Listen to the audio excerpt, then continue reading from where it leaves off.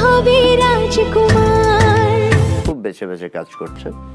আর আমি খুব লাকি যে সাকিব আমার কথা শোনে, আমার সাথে ডিসকাস করে কোনটা করবে কোনটা করবে না, এই ব্যাপারে ফিল্মের ব্যাপারে আমার কথা শোনে। আপনার কাছ থেকে অন্তত সাকিবিয়ানরা এইটুকু আশ্বস্ত হতে পারে আজকে যে সাকিবের জীবনে ব্যক্তি জীবনে স্থিতিশীলতা আসবে।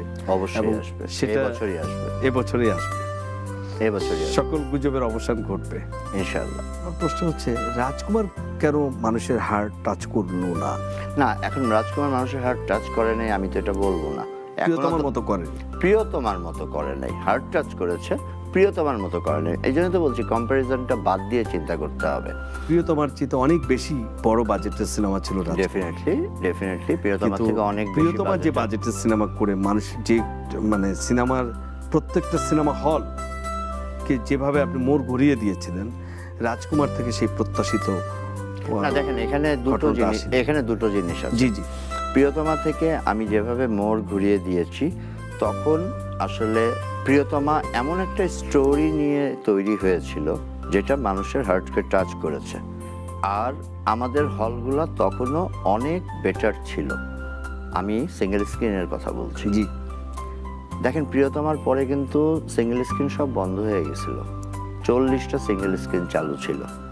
আমি রাজকুমার দিয়ে কিন্তু 157টা সিঙ্গেল স্ক্রিন আবার চালু করতে পেরেছি। তো আমার রাজকুমার দিয়ে তো সিঙ্গেল স্ক্রিন চালু হয়েছে।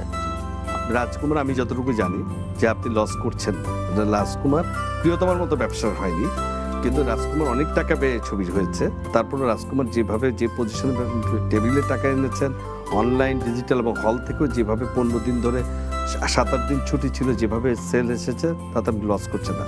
আমার লস করবো কেন, আমি তো অলরেডি প্রফিটে আছি। হ্যাঁ, আমি সেটা বলছি, হয়তো প্রিয়তমার মতো হয়নি। আমার প্রশ্নটা ছিল যদি লস করতেন তবু কি সাকিবকে নিয়ে ছবি বানাতেন? হ্যাঁ, আমি তো 5টা ছবি সাকিবকে নিয়ে বানাবো। নেক্সট 5টা ছবি, 2টা হয়েছে, আরো 3টা। এই 3টা ছবির পরে আপনি চিন্তা করবেন, এর আগে পরে চিন্তা করব। সাকিবের বাইরে অন্য কিছু চিন্তা করছেন না? না, সাকিবের বাইরে এর আগে অন্য কিছু চিন্তা করছি না। মানে আমার সাকিবের সাথে তো আমি রোজার ঈদের জন্য কাজ করব। সাকিবের সাথে আমি গত কোরবানিতে কাজ করেছি, এই রোজার ঈদে কাজ করেছি, সামনের রোজার ঈদে কাজ করব। আর অন্য সময় অন্য নায়কের সাথে কাজ করতে পারি, সাকিবের সাথে তো কাজ করবই। আর অন্য সময় যে ছবি রিলিজ দিব সেগুলো, কারণ সাকিবের সাথে যে কাজগুলো হয় সেগুলো একটু বড় বাজেটের হয়, একটু ছোট বাজেটেও কোনো কাজ করতে পারি। তার মানে সাকিবকে নিয়ে কি ঈদ ছাড়া সিনেমা রিলিজ করার অবস্থা নেই, ঈদ বা কোনো উৎসব ছাড়া? না, আমি সাকিবকে নিয়ে ঈদ ছাড়াও সিনেমা রিলিজ দিব।